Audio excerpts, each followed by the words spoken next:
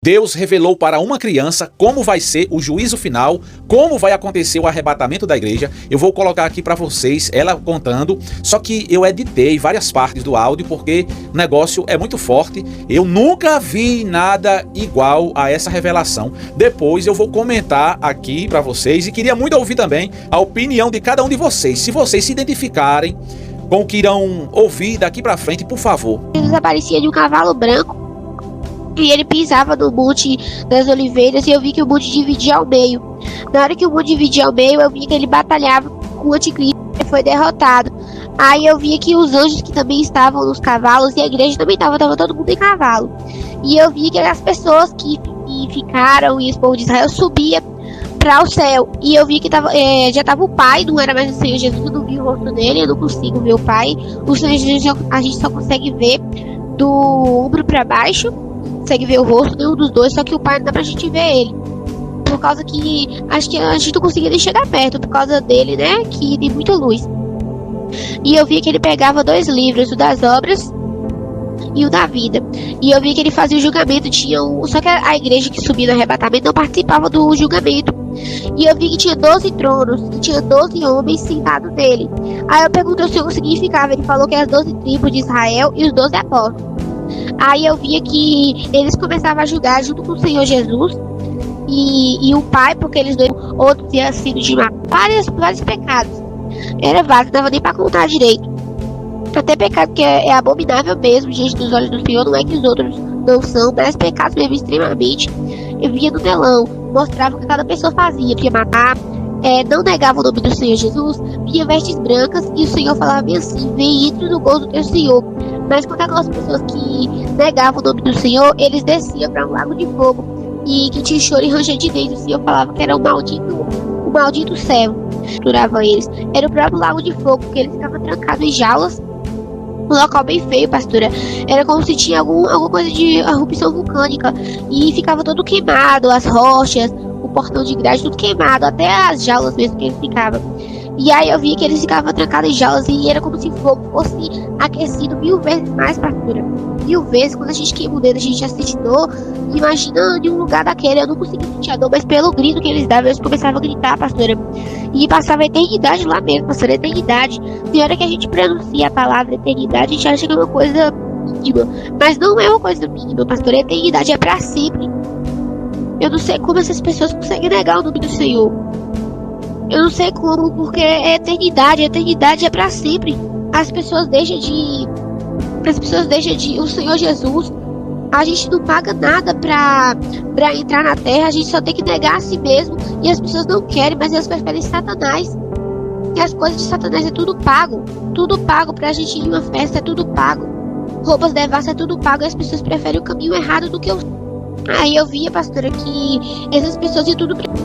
Aí depois eu vi que ele abriu outro livro. E era o livro das obras. Eu via que tinha várias coroas. Era como se fosse tipo uma prateleira, só que bem grandona mesmo. Que era para as pessoas do mundo inteiro que estavam lá. E eu vi que tinha coroas que tinham muitas pedras, que você não conseguia nem ver a cor. Se era perguntar se é branca, se é amarela, se é vermelha, se é roxa, não dá pra saber. E eu via que tinha coroas que tinham poucas pedras também. Mas ninguém queria das outras pessoas. Ele chamava o nome da gente pelo nosso nome. Ele nunca chama a gente de outro nome. Um exemplo, meu nome é cidade, ele me chama de outra coisa, não. Ele chama a gente sempre pelo nome. E ele chamava a gente e falava quantas pessoas a gente criou pra ele. Ele pedia pra gente mostrar as mãos. E eu via que ele colocava a coroa na gente. Todos nós estávamos com vestes brancas e a gente estava com alianças. Com alianças do nosso dedo. Depois que todo mundo estava coroado, eu via que ele mostrava o céu pra gente. E eu conseguia ver o rio de cristal, pastora. Tem peixes bem grandões, a gente pode tocar neles. E tinha peixes também bem pequenininhos. Eu via que tinha várias montanhas, pastora, várias montanhas, tinha várias casas. Tinha casas que eram pequenas, tinha casas que eram bem altas, maiores do que os prédios aqui, bem maiores. Eu vi que tinha cabanas, só que tudo era banhado em ouro. Tinha pedras preciosas que a gente nunca nem viu aqui.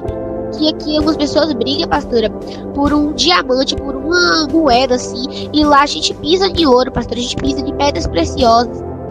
A gente se veste com roupas de pedras preciosas. A gente usa coroas lá.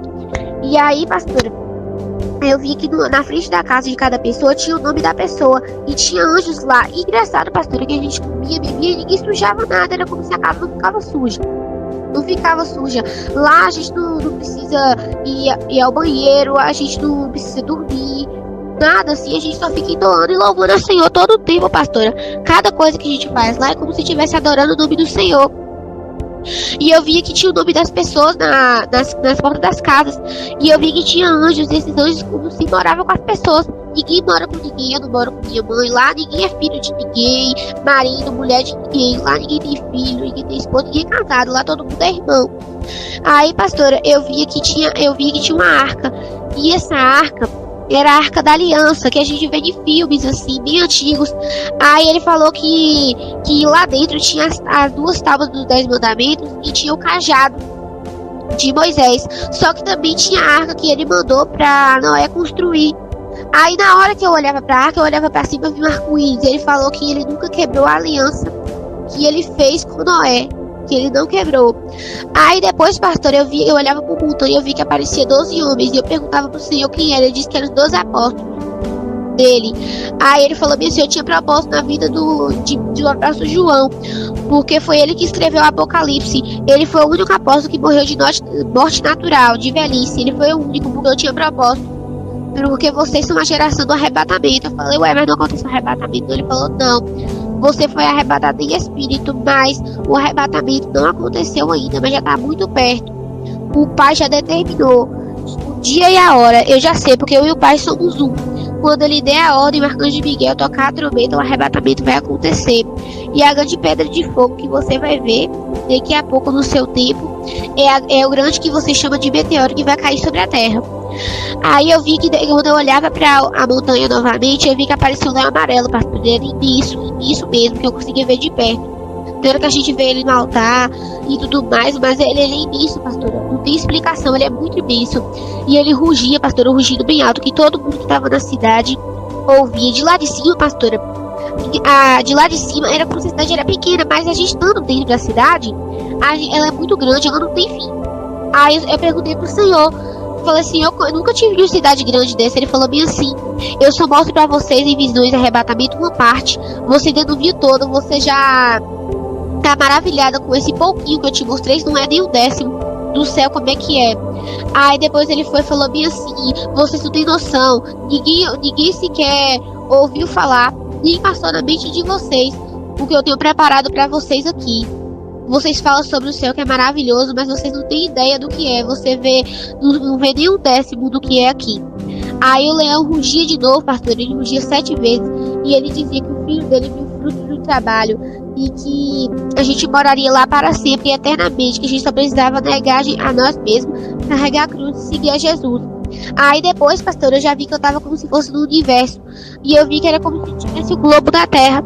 E eu vi que vi uma bola bem grande, como se fosse uma pedra. Chega, eu tô tremendo aqui, porque misericórdia, tomara que a igreja não vinha estar aqui quando essa bola cair, ou então que a gente não perceba. É bem grande, pastor, ela já tá colada na terra, tá colada mesmo. Os cientistas, eles não falam que ela já tá colada na terra, mas eles sabem. Eles sabem que tem essa grande pedra e eles sabem que está escrito no Apocalipse. Ela já está bem perto da terra, pastor, está bem perto. Aí depois eu ouvi a voz que dizia que era pra gente ficar preparado. Aí falou bem assim: o que você viu, pequena, passa.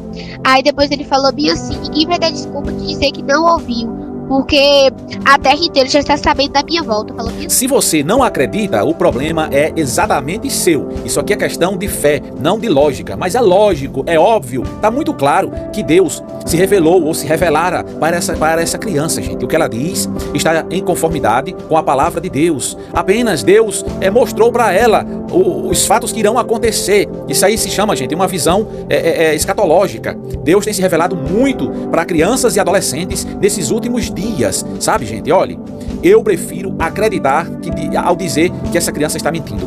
Deixa a sua opinião aí. Você acha que realmente Deus se apresentara para essa criança ou ela está inventando? Gente, dá para ver nitidamente que essa pessoa está falando a verdade, que essa criança está falando a verdade e que é desse jeito. Vai ser passado um filme de nossa vida, gente. naquele dia.